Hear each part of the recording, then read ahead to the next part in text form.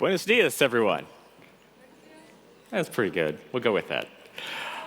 Yeah, I'm Eddie Watson. I'm from, we call ourselves AAC&U, the American Association of Colleges and Universities. And before that, I was at the University of Georgia and at Virginia Tech before that. So I had a 20-year career in higher education before moving to sort of faculty development at scale across the United States and really internationally. AAC&U, we have a significant number of members that are indeed international institutions. But really over the last maybe 3 years, my focus has pivoted toward the challenges and opportunities associated with AI. I had a book come out a couple of years ago called Teaching with AI that really kind of chronicled how higher education and really individual faculty can respond to the challenges associated with AI. I'm often asked, how did you write a book so fast? Did you use AI to write the book? And no, we did not.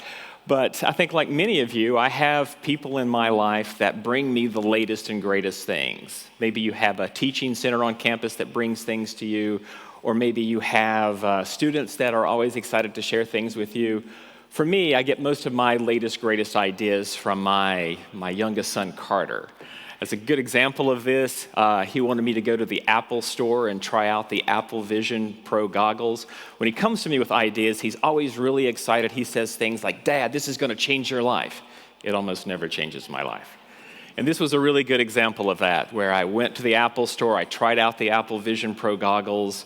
They're like 87 pounds on my head. I've got to type in the air in front of me, get some new form of carpal tunnel if I really adopted that. So I just couldn't see myself going down that road.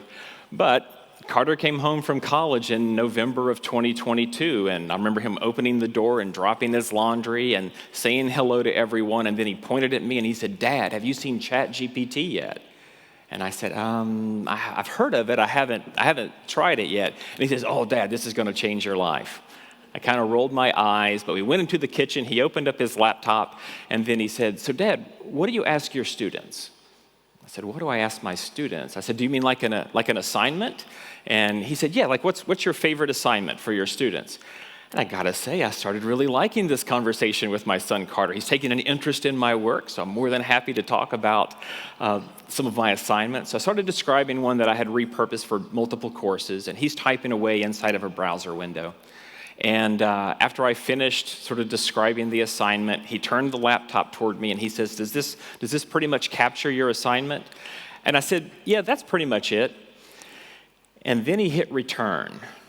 And now it's captured in family lore that the next words out of my mouth, as I saw the response to my assignment scrolling up on the screen, the next words out of my mouth were, "Oh no." Because I instantly saw the academic integrity challenges that was going to bring forward for higher education, but then it also made my assignment and possibly me feel obsolete. Like, oh gosh, there's work that's going to be required to respond to this that's going to have some negative impacts on myself. So yeah, we have a new edition of the book coming out. It's going to start shipping in just about a week, but the second edition, which is fully updated with the current state of everything associated with AI.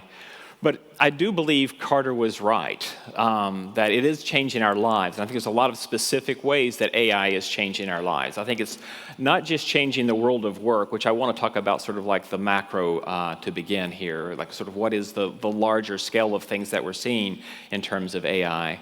But I would go further to say that as more and more of us adopt AI or start using AI, or AI is brought forward to us, like, Google searches now return AI results at the top in most contexts. So whether we want to or not, we're now having AI foisted on us. But I think it's going to change the way that we think, the way that we problem solve, the way that we decide what tasks we continue to do ourselves versus which tasks we might ask AI to do. I think AI is also changing the very definition of the word average, and I mean that within the context of our courses and our course syllabi. Like if an assignment that we used to give our students, we knew what a C looked like, but in context where we might allow our students to use AI, or we might even encourage them to use AI, is a C still a C if AI can produce average work? Maybe the old C is the new F, the new failing grade.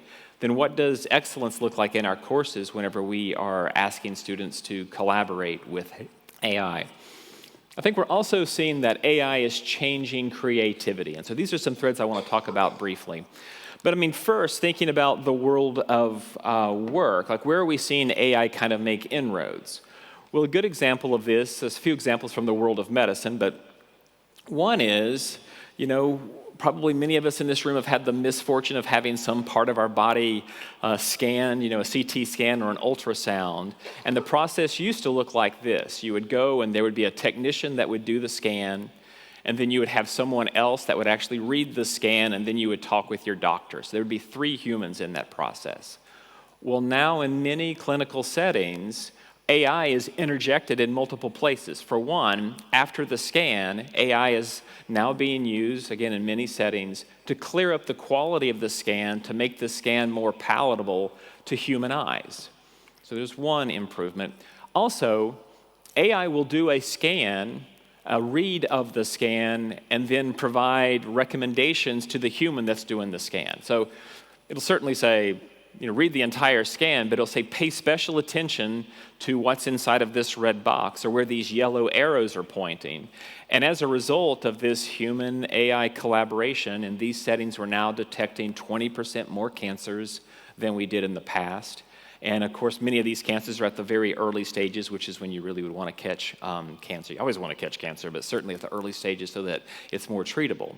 So this is one example of where AI becoming a part of our sort of collaborative fabric in this world to solve problems is probably a good place. Another example of this is I've had a really interesting experience with my primary care physician, so my family doctor. Usually whenever I would go see him, the process would look like this. I'd be called back to the back room, and then I would wait and wait and wait for him to come in, but then he would roll in with a little cart with a laptop on it. And he'd come in, and then he would talk very earnestly to me. Our kids were in school together. I was on soccer sidelines with him. I'd known him for 20 years. But he would come in, and he would talk to me very earnestly for about 42 seconds. He would say, "Hey, Eddie, how are the kids? How are Liam? How are Carter?" And then he'd say, "So what brought you in today?" And then he would turn to his laptop, and he'd start typing. So most of the time, I would just talk, and he would be taking notes on the computer. That was my relationship with my family doctor. But earlier this fall, I go to see him, sort of the same thing. He rolls in with the cart, with the laptop. "How are the kids? What brought you in today?" And he opens up his laptop, and he does a couple of keystrokes, and then he leans back, kind of crosses his legs, and, "What brought you in today?" And he starts listening to me. So after about 3 minutes of eye contact with my doctor for the first time in 10 years, I waved my hands in front of my face and said, "Wait a second, something's different here." And he said, "Well, actually, I'm using a generative AI tool right now. It's listening to our conversation." I wish he told me it was listening to our conversation. That was like the first thing that came to my mind. I thought, what did I say for the last 3 minutes? But he says it's taking notes, it's filling in insurance codes, and he says, to be honest, I know where it's going to make errors or which insurance codes are going to get kicked back. He said, so after we chat, we'll read over the notes together, I'll make some edits, and then we'll enter it into your record. But I was thinking on the ride home that, wow, what a different experience that was, and also thinking about all of the nonverbal communication that doctors have missed for years as they have shifted their work toward note-taking so much, and how valuable it will be for doctors to see us whenever we express concern or discomfort on our faces where they may have missed this in the past. So this seems like an improvement as well within healthcare. And certainly generative AI is finding places well beyond just the world of healthcare. There's a tool called CoCounsel that is being adopted by law firms. It's like about $400 a month to adopt this tool. Its tagline is so that you can do more of what AI can't. So it kind of makes you think, well, what is it AI can't do? What is it that humans can't do? And why would you want to bring this in? Well, this tool, it reviews contracts. So you might get a 100-page contract from a foundation that's giving money to your university, and so you've got this contract. AI could review it and make recommendations. If you've used track changes in Microsoft Word or another tool like that, the output looks similar to that. I was talking to a friend of mine that's a senior vice president at Rutgers University, And he oversees a number of different things, but the legal department is one of them. And he said that he's adopted co-counsel, he says, because he's known some things about his lawyers for quite a while. He knows that his lawyers are really good at catching things that are wrong in contracts, but they aren't necessarily that good at catching things that are missing. And he said co-counsel is good at both of those things. So he's requiring his lawyers, especially his junior lawyers, those new lawyers that they've hired, to use co-counsel in contract review. And I said, so how is this changing things? And he says, well, reviewing a contract might take the better part of a day in the old model, but collaborating with co-counsel, it might just take 90 minutes to 2 hours. I said, well, so what does this mean? He says, well, I've really kind of changed our lawyers into spending less time sort of in legalese and actually becoming process facilitators. So we get a contract from a foundation, we review it with co-counsel, we make our edits, and then we send it back to them. And he said, so what I have my junior lawyers do is then follow up via the phone. Call them up and say, hey, I sent you back the contract. I know you probably haven't had a time to look at it, but do you want to schedule a time to chat later this afternoon? And he said, as a result, they've cut the time to contracting down by a couple of weeks by adding in this element of sort of like human connection and conversation and managing the larger process rather than just sending things back via email. In fact, Rutgers is now marketing itself. If you need a research university as a partner, we can get from idea inception to contract faster than anyone. And he said that he really looks at co-counsel as being the reason for that. So with that said, there's concerns that come to mind. Like if you don't have junior level lawyers doing junior level work for the better part of a decade, how do we get senior level lawyers? So I think we're likely going to see some interesting workforce education challenges emerge as more businesses and industries begin adopting AI and allow AI to do that part of the work process that before used to give every use case under the sun that would enable someone in that field to matriculate further and further along their career line. So there's some interesting educational challenges that are going to result from this. Of course, it's not just medicine and law. I think probably many of us in this room, I'll say it again, have had the misfortune of calling a customer service line. I'm not a fan of calling customer service lines. I've discovered that if I press 0 like 7 to 9 times, I can get to a real person. So that's something that's a strategy that's been helpful in life. I probably shouldn't use the name of a real company as I give my example here. I'll just make up the name of a company that I don't necessarily like calling that much. I'll just call it American Airlines. So if I call American Airlines, and I go through that tree and then I get the person online, well, there's now been a shift in how customer service is working. You may have called in the past and heard like a qualifying statement before you get to a person. This call may be monitored for quality assurance. Well, often now you hear this call is being monitored, and the monitor is often AI. So how AI functions in this context is the customer service representative has someone whispering in their ear, essentially, and it's AI. And the AI will say things like this, that's listening to the conversation. It'll say things like, this customer sounds upset. Try to de-escalate. Talk more slowly. Or we'll say things like, you haven't answered the customer's question yet. Look on the screen. The highlighted paragraph is the answer that they're looking for. And as a result of this collaboration, this just-in-time support for the customer service representative, customer sentiment's improving. They're solving more cases per hour. There are fewer requests from the clients calling in, so all of us, let me talk to your manager kind of thing. There's fewer of those requests. But I find it maybe most interesting is that employee retention is improving. And I was talking to a colleague who used to work in a call center 15 years ago. And I said, so how did you resolve issues? And he was like, oh, wow, this was not a fun job. When people call a customer service line, it's because they're upset about something. They're not calling to wish you, a happy birthday or whatever. So he said, it was very kind of contentious work. And I said, well, how did you get support? And he says, well, on the last day of the week, on Friday afternoon, around 4 o'clock, the shift boss would call us in and say, hey, did anyone have any challenging cases this week? And so he said, he could describe something that happened on Tuesday, but it would have been much more helpful to get feedback or assistance on Tuesday when it happened rather than on Friday. And I think the fact that, indeed, customer service representatives are receiving just-in-time support when they're having those challenging situations is probably making their work lives a little bit better. So I guess I'm hopeful that, and believe me, I have some very dystopian views around AI, and if you come to my interactive workshop in the next session, you'll hear a lot of those. But I think that we're going to see some very positives and some very negatives come out of AI's emergence within sort of the landscape of humanity. But I do believe there are opportunities that AI is going to make us happier.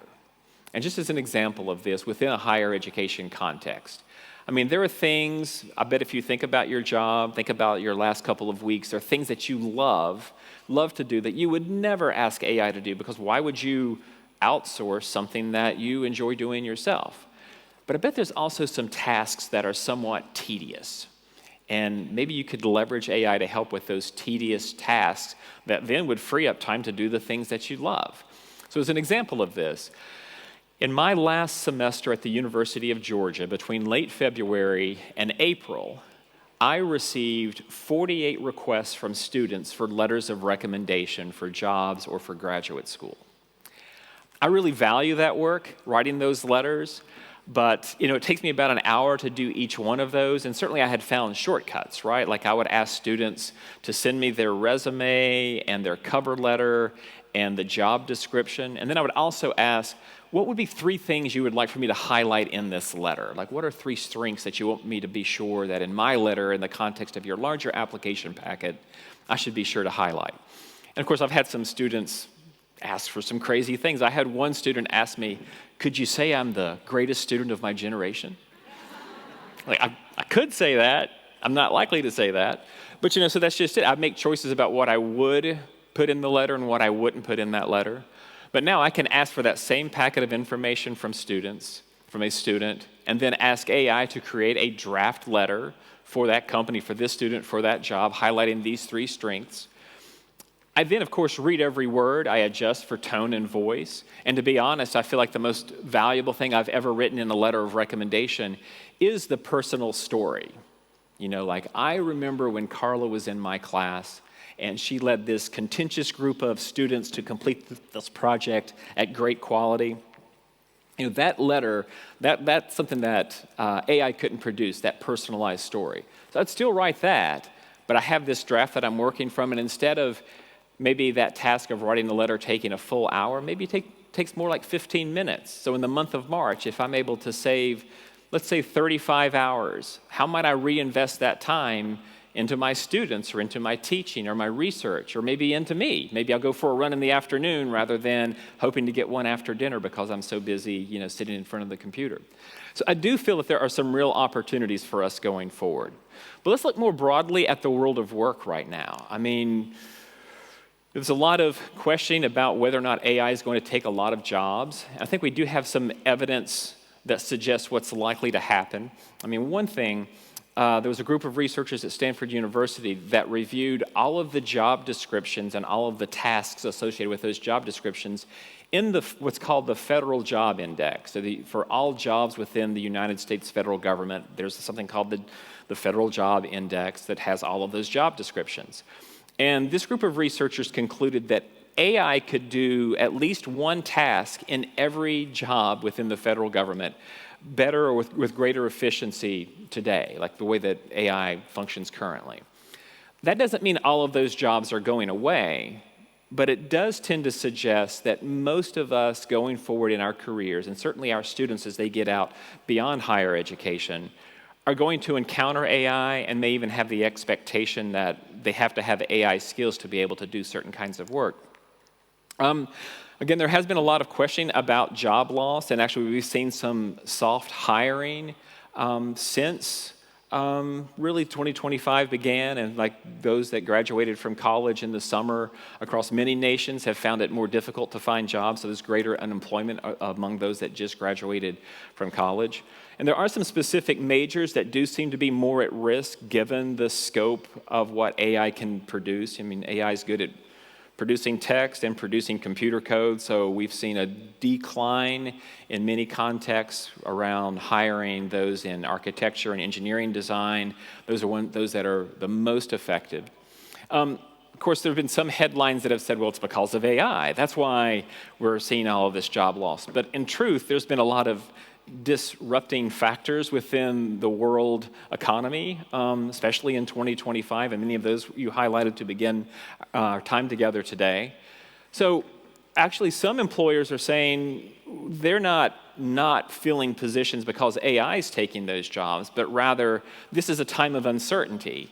And they're not sure if AI is a solution. They're also not sure how changes in sort of some federal, national economic strategies might be impacting their business. So many are taking a wait and see. Not that they're not going to hire, not that AI is replacing, but let's see if AI really does have an impact here, rather than hiring someone and then realizing in 6 months maybe this wasn't the best hire. This is a moment where many are saying that they're taking a wait and see.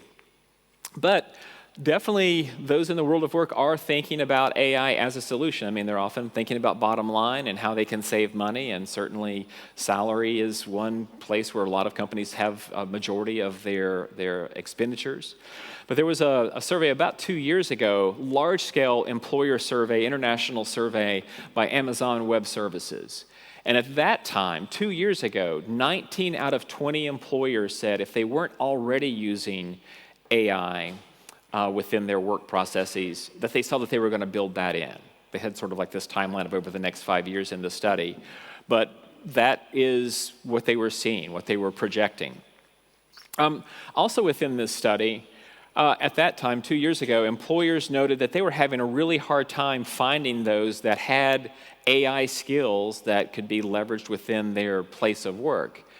And then when asked specifically, how can we meet that need? So globally, what is the solution to this skills gap that's being perceived? And the majority of employers pointed to us. So this is logically within societies across the globe, this is the logical place where this skills gap would be resolved. Higher education will solve this.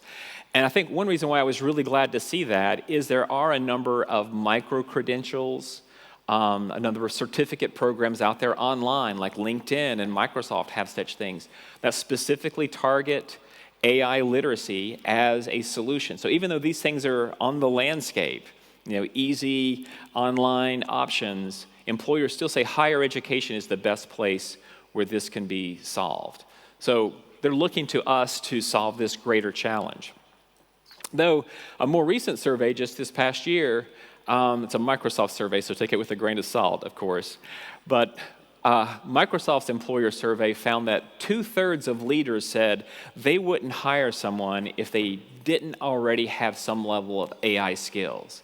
Now, that doesn't mean that AI is supplanting the degree or the major, or those durable skills that employers really shifted to looking for maybe 15 to 20 years ago. So yes, you want someone, if you're going to hire an accountant, you need someone with an accounting degree or accounting training. Ideally, they would also have durable skills such as being able to think critically and write well. But now there's this third silo that's AI skills. And so some are saying, if you don't have that sort of collection of skills, you may not be hireable going forward. Of course, that's the perspective of employers. What are we seeing from employees? Well, we've seen a real jump in employees reporting how they are using AI within the world of work. The Wharton School of Business did a very well done survey on 2023 and 2024. I'm expecting the 2025 results really just about any week now at the end of the year, because that's when these last 2 years of survey results came out. But 2 years ago, about 1 in 3 employees reported using AI within the world of work. Then 1 year later, it went from 1 in 3 to about 7 in 10. Over 70% of employees were reporting that they were using AI. And so in the next survey, would we expect the results to be maybe it's closer to 4 out of 5 or maybe even higher? Most likely so. But there was a survey last year of recent college graduates who just got their first job after college. And they asked them about sort of like their world of work, but there was a subset of questions around AI. And at that time, more than half said, wow, college didn't prepare me to use AI within the world of work. And in fact, 7 in 10 expressed frustration. They were like, why didn't my college teach me this? This should have been integrated within the curriculum since I'm now seeing this in the world of work. In fact, a survey from just this past summer of current college students, more than half said that AI was the most important skill that they were going to learn while in college. I tend to disagree. I think AI is an important skill that they should learn in college, but there's an array of other things, such as being a critical thinker, that would be more important. Employers have also been asked, well, this notion of AI literacy, what do you need to know to be able to use AI well? And I was really kind of thrilled to see this list of things that employers think their employees need to possess to use AI well. Critical thinking was number 1 on that list. Creative thinking was high on the list. Some technical skills obviously was on the list. Also, ethics was high on that list. But these are the skills. When you look at your curriculum within your major, or if you have a general education program, I bet this list, probably a subset of this list, are things that you overtly teach within your programs. Indeed, higher ed is well positioned to address this larger challenge. But as we drill down a little bit further regarding this notion of AI literacy as a learning outcome for higher education, what does that really look like? Like what is the specific discrete skills that we might teach, like subdimensions of AI literacy? And for me, I kind of see it like a tennis match. There are things that ideally students would possess before they ever use AI in the first place, before they ever hit their first prompt across the net to AI. And so among those skills would be, number 1, having a mindset or a disposition, a belief, an understanding that AI doesn't do the work for you, but rather AI does the work with you, but you're the executive decision maker and you have to provide significant oversight and review of everything that AI might produce for you before you move that forward in any professional context, including our classroom settings. So engendering that mindset is an important outcome for higher education for our students. Also, teaching some specific discrete skills, like, when would you use one tool over another? And they all have strengths and weaknesses, and so how do you get around some of the weaknesses of these tools? And then there's an array of ethical concerns regarding using AI. And then there's also the notion of using AI, like might it just be a bad idea to use AI for a specific context? So as an example of this, you go to the doctor and you have an ultrasound and you get back the results, via an online system. In the States, we have something called MyChart. But you get back those results. Is it a good idea to copy and paste those results into an AI and say, give me a layman's understanding of these medical results? Is that a good idea or a bad idea? I heard 2 bads. I can see downsides to posting personal information about oneself into an AI that also has a lot of other information about you. So definitely concerns, but also getting a quick answer, depending on what the nature of the scan, might be, helpful. Though it might be helpful just to wait till Monday and talk to your doctor rather than putting it in AI as well. But helping students understand the things that they need to think through. Then there's also this notion of prompt engineering, right? How do you ask good questions of AI to get good quality output? And then once they have these skills and begin using AI, it's a completely different skill set. There's this notion of you have the output from AI, being able to review and evaluate, number 1, for accuracy and concerns about bias. I mean, to be honest, AI is actually a pretty helpful tool for everyone in this room because we're all experts within our domain. So we ask a question of AI within our field, and we can tell pretty instantly. We have tacit knowledge that could help us go, this sounds suspicious. I don't believe this. I need to look up something else. Our students don't have tacit knowledge within their domain. It's a horrible tool for our students to be using because AI brings back things with such an air of confidence. So that's why the work within the major, things that students are learning within our educational systems, is maybe more important than ever because they're going to be presented with information that they have to evaluate really almost in a constant fashion, whether it's something that they overtly go to or whether it's something that they find on social media that may have been influenced by AI as well. So key concept there. What we're seeing in the States is that a number of writing programs are actually changing their curriculum, taking a couple of weeks and not just be teaching writing, but actually teaching editorial skills. Like, what does editing look like in the current era? So those are among the new skills. Understanding how to refine the results using iterative prompting strategies is really important. And whenever I speak with students, I often share that, hey, if you don't see your fingerprints on everything that you put forward, either in a class or in a professional context, if you don't see your intellectual ideas on every line of code or every sentence, then you're probably not using AI appropriately. So I guess ultimately where I've landed is that we have a new tension in educational systems globally. Between this expectation that while the world of work is demanding or seeking these skills, and there's an expectation that's being placed upon higher ed that we would then respond to that. So that argument that line of logic would lead us to this notion that, yes, we should be teaching this. I think we would all agree that at least part of the purpose of higher education is to prepare students for life beyond graduation, which indeed includes the world of work. So yes, this line of logic would suggest this needs to be in our curriculum. Not that everyone should be teaching or using AI within our higher education institutions, but someone should. But that's one line of logic. There's other line of logics that begin with my initial story, sort of like the oh no story.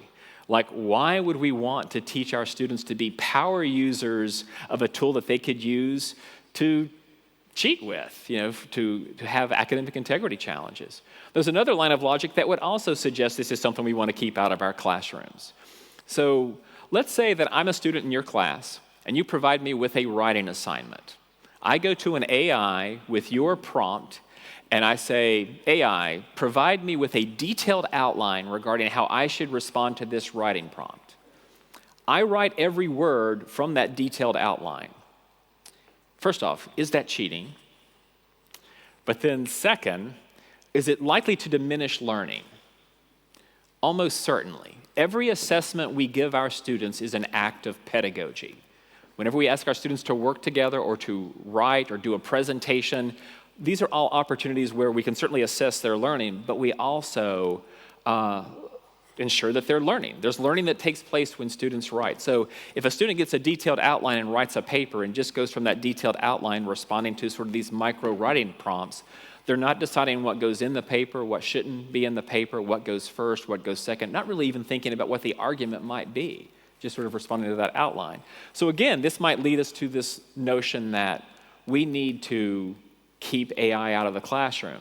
So I believe this is the grand challenge for higher education globally today, is discerning when it's appropriate to bring AI into the classroom to prepare our students for life beyond graduation, but also discerning where we might not want to have AI present at all because it can be disruptive to the learning process.